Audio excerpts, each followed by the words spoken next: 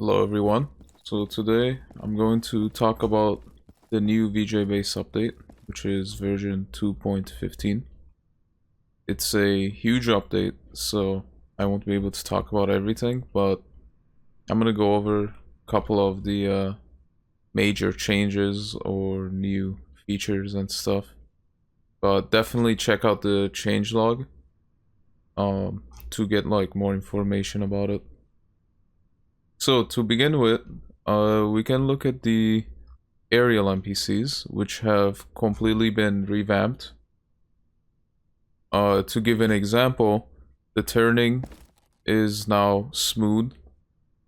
You can also see that they accelerate, de-accelerate, and everything, which I will show right now. So let's get an example. I'm gonna turn on ignore players so they won't see me. Get this motor synth, for example. Now, previously, the movement was very snappy, and same with the turning, where like, if I made it go there, it would just suddenly turn and go at full speed. But notice how, over here, it wasn't a snap turn, although this NPC has a very fast turning speed, which developers can change, of course. But notice how it went slow and then fast. As it approached the location, it slowed down. And by the way, all of this stuff is also present for the Aquatic NPCs as well, since they technically run on the same system. Oh no, why do we hear birds now? Alright. I just like that bird sound. It's annoying. So yeah, that's one of the main things. And I've also now gave them the ability to, for example, follow the player. So in HLR, there's an NPC called Probjoid. This runs on the aerial base. Now, this was not possible before, but for example, see? It can now actually follow you. And notice how it's slow. And if I go really far away, it accelerates dynamically. And notice the turning is not like snappy like before, where it would just suddenly turn to the location. So you can see much better. And actually they can also be medics now. Like they will actually walk up to the friendly that's damaged and heal them. Yeah, they can do a lot of things, and NPC mover actually used to not work on them, and it actually works now. NPC controlling is also much better for them. Although it's not the best, but you know, it's actually workable now, because before you could barely even move, but now you can at least move around and stuff. And of course you can attack, shoot things if it has range attack, and etc. So yeah, that's a little bit about the aquatic and aerial NPCs. And also for developers, you can now do much more advanced AIs. Let me just turn on God mode real quick. For example, the Apache AI. This would not have been possible before, but with the new update, of course, it's like possible. You can do a lot of like custom AIs and stuff, so that's just one example. Yeah. Next up, I think we should look at maybe the tank NPCs, which have also received a major update. So now, for example, they have a reloading system. Before, it was kind of buggy. You would hear them reload multiple times, even though they haven't fired. And they would not be able to fire. Like, let's say an enemy was here, and the tank was facing it, and it plays the reload sound and is about to fire, but the enemy suddenly goes over there. So now the tank turns and gets over here. Now before it would have to reload again, but with the new system, it already knows that it reloaded, so it skips that step and fires right away. So actually tanks are a little more dangerous now too, if you think about it. Let me showcase that real quick. See how it fired right away? Fired. See? Because it's already reloaded. So by the time it got back to having sight on me, it can just fire right away. Another thing is the run over system has been improved. And actually, if you're high enough and it's having trouble shooting at you. Now, this isn't 100%, obviously. And if you're too far away, it's not really gonna do it. But if you're close and really high up, it will try to get a shooting range of you, as you can see. But if, you know, you're at this distance, it starts ignoring that.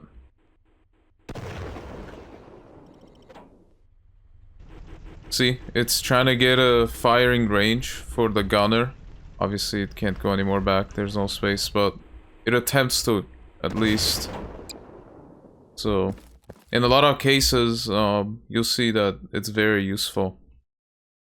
And of course, part of the old AI, which was, let me just put a bullseye here, to chase the enemy. That works much better as well. You just try to move it, there you go. Yeah, at this point it can shoot, so it doesn't need to. And the firing range have also increased for the tank. Their driving speed has slightly increased as well. And there are many other changes, which are also in the changelog. And a lot of changes actually for developers. So if you make any NPCs on VJ base and use a tank base, be sure to check out the changelog. I'm back, and let's me showcase something really cool. I'll use the rebels for this. So there's a new AI where if an ally dies in front of another ally, and they have the setting turned on where they can turn on the player, they will actually turn on the player if you kill enough allies in front of them. I knew it would end like this. Like a friend. Hey! See? He turned on me, so that's the one little cool AI that's now in the base. There's actually a bunch of like other minor AI additions like these, which are also in the changelog. But I just wanted to show that since this was requested a lot. Another change, moving away from NPCs itself, is down here. If you go to the VJ base tab, you have this little thing. It's similar to the one here in the NPCs tab, with a couple of differences. The weapon override only shows VJ weapons, and you have the option to spawn NPCs as guards. So if I set that and I spawn the rebel, you can see on the HUD it has the guard symbol. So I think that would be pretty cool. If you want to spawn like a bunch of guard NPCs, you don't have to constantly like go to the context menu and toggle guarding. Next, let's see. Maybe this would be easier to show with the Left 4 Dead stuff. I'm gonna turn on ignore players, and I'm actually gonna disable wandering, since that would be the easiest way to show. Basically, sequences and idle animations now have walk frames, if of course the animation has one. This is huge because sequences before would not keep their walk frames at all, and idle animations as well. But now they do if they have it. Notice the zombie over there. He actually moved forward. See that? And they were moving backwards as well. Before, they would actually stay right here and play that animation without them going like this or like that. So, this will be important for a lot of NPCs. Another thing related to animations is animation linking, which I think a lot of developers will appreciate. To give an example, let's go back to HLR, and Engineer actually uses one. Now notice, when it places the turret, it's actually playing 3 different animations. But you won't notice it because they're linked with the new system. I'll tag 'em, you bag 'em. There you go. That was 3 animations. And there, you can't even like tell. There's no break between them. So, other changes. There's also some changes I did which I can't really show. This is more for mappers or if you're using NPCs in HL2 or HL1 campaign. Basically, NPCs now give out hammer inputs, outputs on things like, for example, when they're killed or damaged. Maps can also give them weapons with inputs and a couple of other stuff like changing health or max health, things like that. So there's one thing that you can see is, let's say we had a HL2 rebel. Hold up, let me move it away from there. Now, if it kills a VJ NPC, it now actually recognizes it. This is because of the inputs and outputs that the VJ NPCs now produce. So let's say we had a combine. And notice when it kills that combine, which I've set it to 1, it's gonna play a sound, for example. One down. See? She said 1 down. Now before they wouldn't do that because technically HL2 or HL1 NPCs would never recognize that they actually killed the VJ NPC. But that's a thing now, so that's pretty cool. And next, moving away again from AI stuff, and I'll leave the health to 1, is about corpses and damage types. So, the first thing I would like to show is probably the localized velocity on the bones. So for example, if I shoot the leg, the velocity was more applied to here.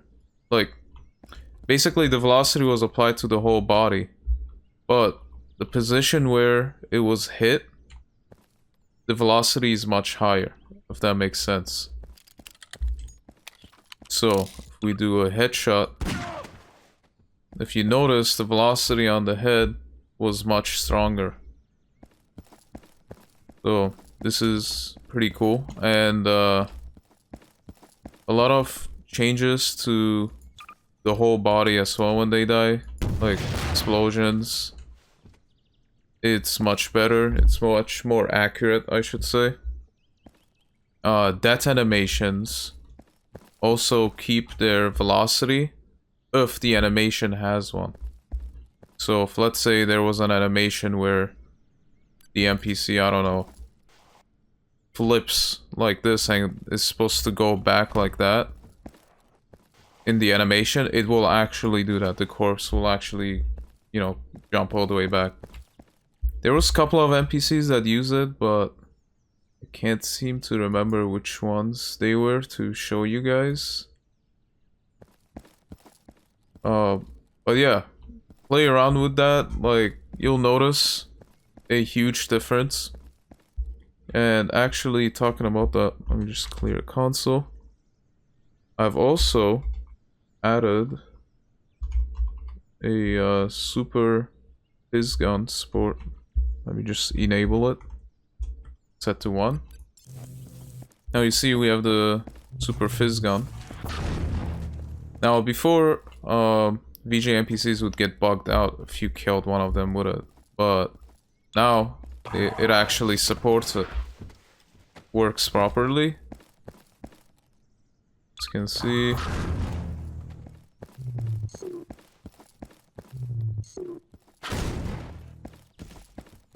But yeah. So no more errors. It doesn't spawn 2 corpses like it used to before as well.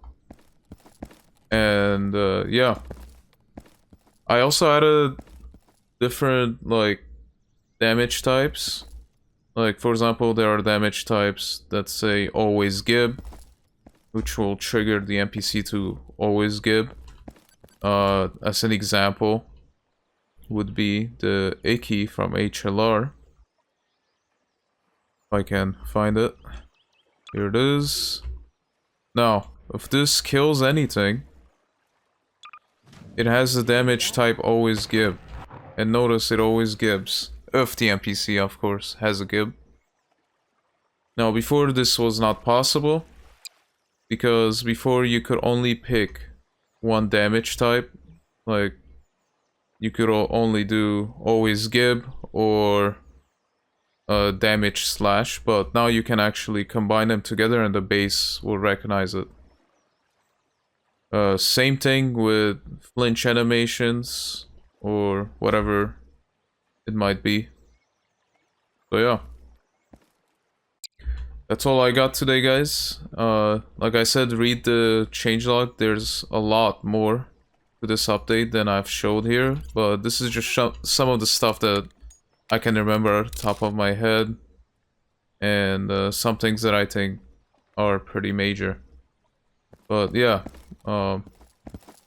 Enjoy the update, and you'll notice that a lot of the animations are a lot smoother for all the NPCs as well. I forgot to mention that.